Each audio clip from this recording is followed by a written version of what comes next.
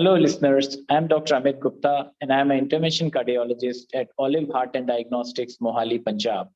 Today, we are just going to review latest updates in hypertension.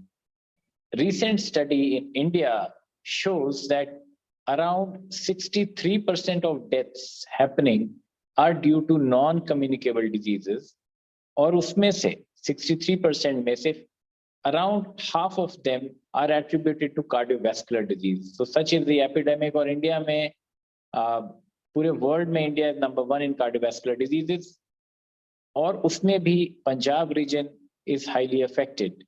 And around 50% people are having this disease as early as 40 to 60 years of age group. So that is the importance that ये problem हमारी population में बहुत तेजी से बढ़ी है और blood pressure इसका एक बहुत इंपॉर्टेंट कारण है. Blood pressure and diabetes have played havoc in our country and believe me around 1/3 of our population is having this blood pressure problem now and mostly अगर आप 100 पेशेंट ब्लड प्रेशर के देखेंगे तो 50% को ये नहीं पता है कि उनको ब्लड प्रेशर की शिकायत है, क्योंकि हम को कोई सिम्टम नहीं होता तो हम उसको चेक भी नहीं करते हैं. And people around 60% who were having hypertension, 60 to 70% आई से जिनको ब्लड प्रेशर पता था कि है, उनको उसका इलाज ही नहीं मिला है proper. So only 1/3 people are on proper medication for blood pressure. और अभी जो इंटरनेशनल सोसाइटी ऑफ हाइपरटेंशन की गाइडलाइंस हैं, they have been very very stringent.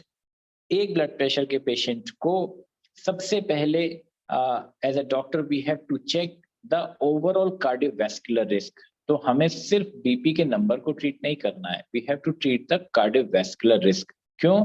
क्योंकि ये ब्लड प्रेशर आपको हार्ट और कार्डियोवैस्कुलर प्रॉब्लम्स यानी स्ट्रोक, किडनी फेलियर, ये चीज पैदा करता है. तो एक पेशेंट में हमेशा cholesterol level, sugar level, family history, smoking status, all these things have to be considered, and then we have to see whether he requires medications or no.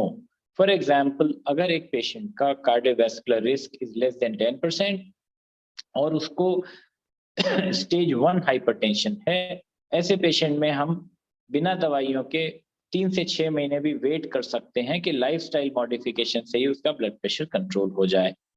अगर रिस्क ज्यादा है तो हमें इस लेवल स्टेज 1 हाइपरटेंशन लेवल पे ही उसको दवाइयां देने की भी जरूरत पड़ती है. और ये देखा जा रहा है कि ब्लड प्रेशर को जो ट्रायल्स हुए हैं उसमें 130/80 के नीचे रखना बड़ा जरूरी है, irrespective of age. Only in very elderly patients more than 75 years of age you can accept 140/80 also in certain patients जिनको की चक्कर या डिजीनेस महसूस होती है लो ब्लड प्रेशर पे. और ये जानना कि ब्लड प्रेशर है या नहीं, तो ये बड़ा जरूरी है कि या तो हम अपना इंस्ट्रूमेंट एक जो प्रॉपरली मेजर्ड हो, कैलिब्रेटेड ब्लड प्रेशर चेक करें, या डॉक्टर जो है वो ABPM, ambulatory blood pressure monitoring, हमको वो इंस्ट्रूमेंट लगा के हमारा ब्लड प्रेशर रेगुलरली मॉनिटर करें. और ये चीज जाननी जरूरी है कि डिजायर्ड लेवल से अगर आपका ब्लड प्रेशर 20 मिलीमीटर सिस्टोलिक या 10 मिलीमीटर डायस्टोलिक ज्यादा है तो your chances of death increase by around 25% and cardiovascular events से increase by 36%. So you can imagine कि हमारा ब्लड प्रेशर 130 है या 150, इससे हमारा डेथ का रिस्क और कार्डियोवैस्कुलर इवेंट्स का रिस्क कितना बढ़ सकता है.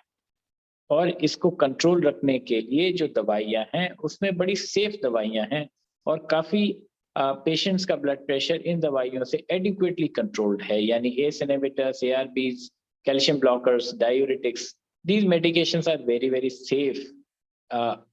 और रिस्क बेनिफिट रेशियो अगर देखें तो taking these medications for blood pressure is very beneficial compared to the risk involved. और अगर टाइमिंग की बात करें तो पहले ये कायदा था कि दवाई ब्लड प्रेशर की सिर्फ सुबह ही लेने का फायदा है, but recent study, the highest study, that showed कि ये दवाई अगर आप शाम को भी, कुछ लोगों में जिनमें ज्यादा दवाइयों की जरूरत है उसमें night time dosing of blood pressure also helps. So regular monitoring of blood pressure by instruments with your doctor's consultation is going to help. controlling it to the adequate level. ऐसा नहीं होना चाहिए कि हमने सिर्फ दवाई तो हम ले रहे हैं बट कंट्रोल है कि नहीं ये नहीं पता. So that approach is wrong. We have to take the pills so that blood pressure can be controlled adequately. So I thank you very much for your patient hearing. Thank you.